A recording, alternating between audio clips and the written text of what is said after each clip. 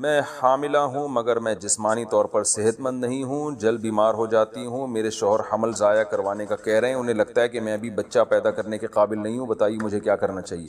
دیکھیں، بچہ ضائع کرنے کے جو سائیڈ افیکٹ ہیں وہ زیادہ آپ کی صحت کو نقصان پہنچائیں گے۔ یہ عجیب سی ایک فضول سی بات لوگوں میں مشہور ہو گئی ہے کہ پریگننسی میں عورت جو ہے نا وہ کمزور ہے تو حمل گرا دے۔ حمل گرانے سے زیادہ اس کے سائیڈ افیکٹ، اور حمل جب 4-5 مہینے کا ہو جاتا ہے تو پھر عورت کی صحت عام معمول سے بھی ہٹ کے زیادہ بہتر ہونا شروع ہو جاتی ہے۔ تو پریگننٹ ہونا عورت کے لیے ایسے ہی ضروری ہے جیسے مرد کے لیے ایکسرسائز ضروری ہے، بھاگنا دوڑنا۔ اگر مرد آرام سے گھر میں ہاتھ پہ ہاتھ رکھ کے بیٹھ جائے تو کمزور ہو جائے گا۔ تو یہ سب چیزیں نیچرل ہیں، کیونکہ مرد کو اللہ نے جسمانی محنت کے لیے پیدا کیا، وہ نہیں کرے گا تو مرے گا وہ۔ تو اسی طرح عورت کا ولادت کے عمل سے گزرنا یہ اس کی نیچر کا حصہ ہے، تو اس سے آپ کی صحت خراب ہونے کے بجائے بہتر ہونا شروع ہو جائے گی۔ تو اپنے میاں کو منع کریں اس فضول کوشش سے، اور ڈاکٹر سے بھی مشورہ کر لیں، گائنی کی کوئی اچھی ماہر ڈاکٹر ہو اس سے بھی مشورہ کر لیں، اور ایک ڈاکٹر سے کبھی مشورہ نہ کیا کریں۔ یہ لوگوں کو میرا ویسے ہی مشورہ ہے کہ کسی بھی فیلڈ میں نا، جب آپ نے ڈاکٹر سے علاج کرانا ہے کسی بھی مرض کا، تو اس مرض کے 2-3 اسپیشلسٹ سے مشورہ کیا کریں، ایک پر اکتفا نہ کیا کریں، پھر صحیح رائے انسان کے سامنے آتی ہے۔ تو گائنی کے جو بھی اسپیشلسٹ ڈاکٹر ہیں، 2-3 ڈاکٹروں سے آپ مشورہ کر لیں کہ میری جان کو کوئی خطرہ ہے یا کیا ہے، وہ آپ کو صحیح گائیڈ کر سکیں گی۔ اور ویسے بھی حمل جب 4 مہینے کا ہو جائے تو پھر تو گرانا بالکل حرام ہے۔ 4 مہینے سے پہلے اگر خدا نہ خواستہ آپ کو مرنے کا خطرہ ہے تو پھر تو گرا سکتی ہیں۔ نارملی 4 مہینے سے پہلے بھی جب حمل ٹھہر گیا تو پھر گرانا جائز نہیں، کیونکہ انسانی زندگی اب اس سے متعلق ہو چکی ہے، اب ہارٹ بیٹ پیدا ہو جاتی ہے بچے میں، تو اس کو بھی گرانا جائز نہیں ہے۔ وہ بھی ایک انسان ہے جس کی، یعنی ایک ایسا جرثومہ ہے جس کو انسان بننے کے لیے اللہ نے سلیکٹ کر لیا، اب زندگی کا حق اس سے متعلق ہو گیا ہے، تو اس کو بھی اب گرا نہیں سکتے۔ تو مذہبی لحاظ سے یہ پابندی ہے، اور صحت کے لحاظ سے بھی آپ کو نقصان ہوگا اس میں۔ اور اگر یہ شروع کے میں ہر عورت کو تکلیف ہوتی ہے، بہت سارے مسائل سے گزرتی ہے جب پریگننسی ہوتی ہے، اس کے بعد 6-7 مہینے میں جو ہے وہ نارمل حالت ہو جاتی ہے، بلکہ پریگننسی میں عورت کی صحت عام حالت سے زیادہ اچھی ہوتی ہے۔ عام طور پر یہ مشہور کر دیا میڈیا نے کہ عورت کمزور ہو جاتی ہے، یہ ہو جاتا ہے، وہ ہو جاتا ہے۔ جب عورت کو پریگننسی نہیں ہوتی نا، تو وہی خون جو بچہ بننے میں استعمال ہوتا ہے وہ حیض کے ذریعے ضائع ہوتا ہے، اور میں نے ڈاکٹروں سے خود سنا ہے کہ وہ زیادہ، اس میں عورت کی انرجی زیادہ یوٹیلائز ہوتی ہے۔ جو حیض کا خون ہر مہینے آ رہا ہے نا، تو جب پریگننسی ہوتی ہے تو وہ خون آنا بند ہو جاتا ہے، ورنہ وہ اس طرح سے ضائع ہوتا ہے خون۔ تو یہ پروپیگنڈا بہت ہے پریگننسی کے بارے میں اور حمل کے بارے میں نا سوسائٹی میں، اور خواتین ہماری اس پروپیگنڈے کا شکار ہے۔ تو صحت مند زندگی عورت چاہتی ہے تو اس کو یہ ولادت کے عمل سے اور بچہ پیدا کرنا، بچے کو فیڈ کرانا، یہ اسی طرح ضروری ہے جیسے مرد کے لیے بھاگ دوڑ کرنا۔ تو نہیں کریں گے تو وہ عمر بھی کم ہو جائے گی، موٹاپا بھی آئے گا، اور 20 قسم کی نفسیاتی بیماریاں پیدا ہوتی ہیں۔ یہ ساری پھر عورت کے لوازمات میں سے، کیونکہ نیچرل ہے یہ۔ تو عورت یہ جو حمل روکنا اور بچوں کی پیدائش میں بہت زیادہ وقفہ کر دینا، یہ سب فطرت سے لڑنے کے مترادف ہے۔ 20 دن کا حمل ضائع کروانا۔ میرے 3 بچے ہیں، تینوں بڑے آپریشن سے ہوئے ہیں۔ بڑے بچے کی عمر 6 سال ہے، اس سے چھوٹی بیٹی کی عمر 2 سال، اور سب سے چھوٹا بچہ 7 مہینے کا ہے۔ اب دوبارہ حمل ٹھہر گیا ہے جو 20 دن کا ہے، تو کیا میں یہ حمل ضائع کر سکتی ہوں؟ نہیں، جب حمل ٹھہر جائے تو بلا شرعی عذر کے ضائع کرانا جائز نہیں ہے۔ اگر تینوں بڑے آپریشن سے ہوئے اور ڈاکٹر یہ کہہ دے کہ چوتھا آپریشن اب ممکن ہی نہیں ہے، تو پھر تو ظاہر ہے جان بچانا ہے، پھر تو آپ یہ حمل ضائع کر سکتی ہیں۔ لیکن اگر ایک ڈاکٹر کی رائے بھی نہیں لینی چاہیے، اس میں 4-5 گائنی کے ڈاکٹروں سے مشورہ لینا چاہیے۔ وہ سب یہی کہہ رہے ہیں کہ بھئی یہ آپریشن سے اب یہ ممکن نہیں ہے، اور نارمل ڈیلیوری بھی ممکن نہیں ہے، تو پھر تو مجبوری ہے، پھر تو ضائع کیا جا سکتا ہے 20 دن کا حمل۔ لیکن اگر ایسا نہیں ہے تو پھر آپ صرف اس بیس پہ کہ میرے بچے چھوٹے چھوٹے ہیں، ایک کی عمر اتنی، ایک کی عمر اتنی، یہ کوئی ایسا شرعی عذر نہیں ہے جس کی بیس پہ حمل کو ضائع کرانا جائز ہو، پھر جائز نہیں۔ اولاد اللہ کی نعمت ہے، حمل ٹھہرنے پر اللہ کا شکر ادا کرنا چاہیے، اللہ کا گفٹ ہے۔ یہ پتہ نہیں دماغ کیا ہو گیا خواتین کا، کس نے خراب کر دیا ہے، نیچر سے ہٹا دیا ہے کہ وہ نعمت جس کو اللہ اپنا گفٹ قرار دے رہے ہیں، یَهَبُ لِمَن یَشَاءُ اناسا، جس کو چاہتا ہوں بیٹیاں گفٹ دیتا ہوں، جس کو چاہتا ہوں بیٹے گفٹ دیتا ہوں۔ تو اللہ کا گفٹ ہے، گاڈ گفٹڈ ہے اولاد، اس کو لوگ بوجھ سمجھنا شروع کر دیا لوگوں نے، حیرت کی بات ہے۔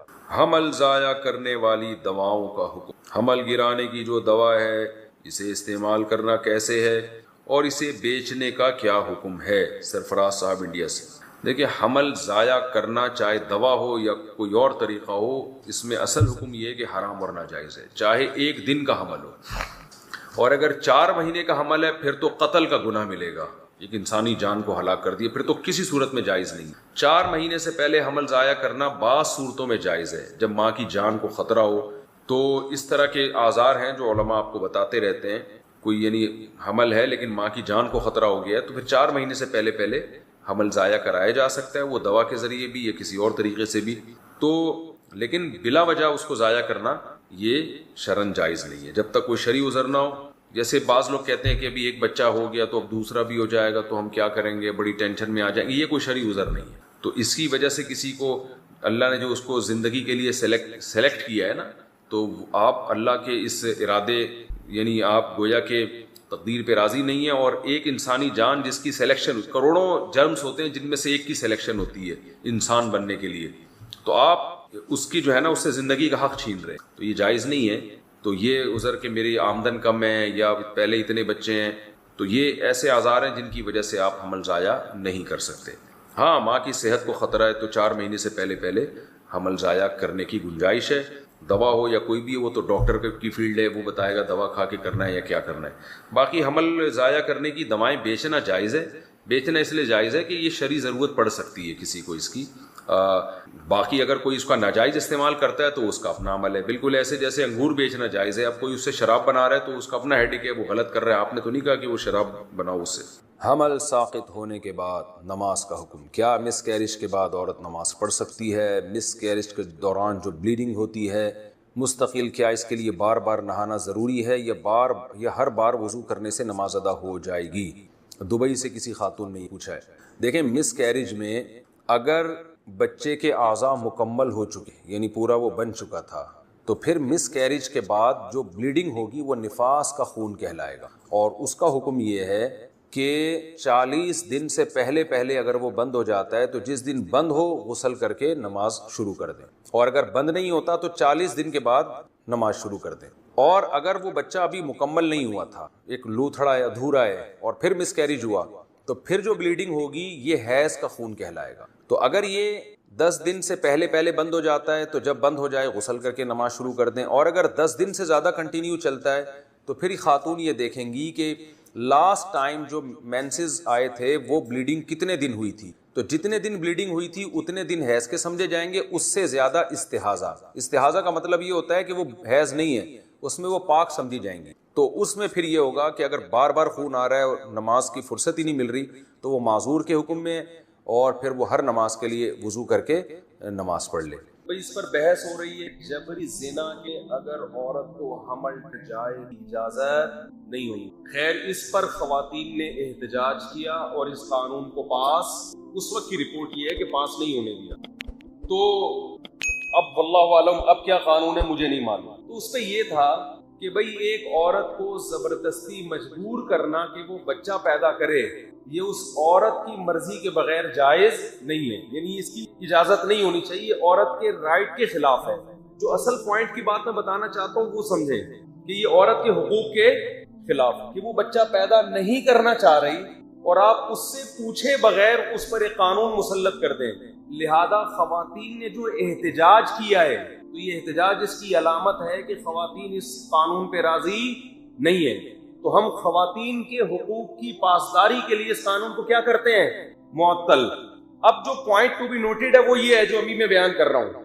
اس پر ایک انگریز نے لکھا کہ عورت کے حق کے تحفظ کے لیے جب اس کو بچہ گرانے کی اجازت دی ہے تو اس میں بچے کا کیا قصور ہے؟ کروڑوں سیلز میں سے ایک ہوتا ہے جس کو اللہ انسان بنانے کے لیے منتخب کرتے ہیں، یہ اللہ کی سلیکشن ہوتی ہے، یہ سلیکشن ہوتی ہے اللہ کی طرف سے۔ دیکھو، حرم میں جیسے پرندے کو مارنا حرام ہے، پرندے کے انڈے کو توڑنا بھی کیا ہے؟ بولو نا، جائز نہیں ہے۔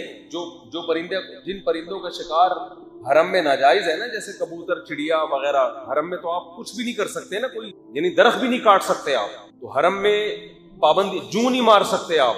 تو فقہاء کا اس پر اتفاق ہے کہ جیسے حرم میں آپ پرندہ نہیں مار سکتے، پرندے کے انڈے کو بھی نہیں توڑ سکتے۔ کیوں؟